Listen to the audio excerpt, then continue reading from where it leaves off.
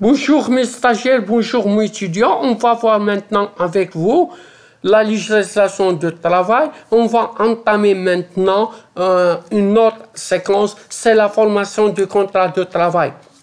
La validité du contrat de travail, d'après l'article 15, est subordonnée au respect des conditions fixées par le Code des obligations et des contrats relatifs au consentement et à la capacité des parties à contracter ainsi qu'à l'objet et à la cause du contrat.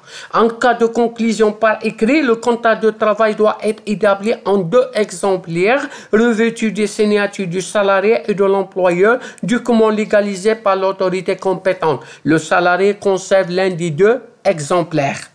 Premièrement, il y a un contrat de travail, contrat à durée déterminée.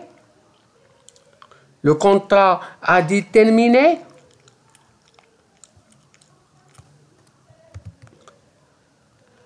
Le contrat de travail est conclu pour une durée indéterminée, pour une durée déterminée.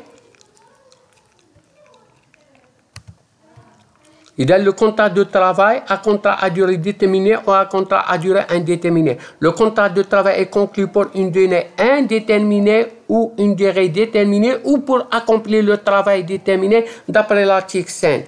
Le contrat de travail à durée déterminée. Les nouvelles dispositions régissant ce type de contrat de travail en mettent fin à une pratique réputée abusive et synonyme de précarité.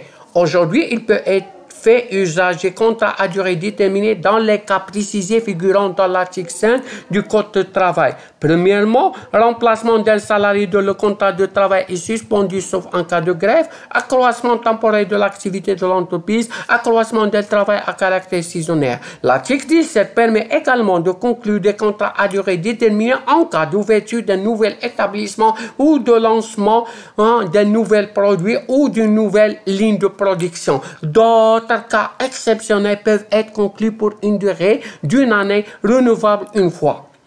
Deuxième type, le contrat de travail à durée déterminée. Le contrat de travail à durée indéterminée est le contrat qui n'est pas limité dans le temps, contrairement au contrat à durée déterminée. Le travail peut être prouvé par tous les moyens. La preuve de l'existence du contrat de travail peut être apportée par tous les moyens, d'après l'article 18. De ce fait, en l'absence de contrat de travail dûment signé entre les 2 parties, la preuve de la titularisation d'un salarié incombe de ce dernier. Celui-ci doit justifier qu'il a travaillé dans une entreprise de façon continue pendant une durée de 12 mois au moins. De toute façon, car le contrat de travail est établi par écrit, il est exonéré de droits d'enregistrement. Une remarque, les droits et avantages subsistent en cas de modification dans la situation juridique de l'employeur ou dans la forme juridique de l'entreprise. Merci de votre attention et jusqu'à prochaine vidéo, on va traiter un sujet de la législation de travail. N'hésitez pas d'abandonner, n'hésitez pas de poser la question dans le commentaire et de l'envoyer.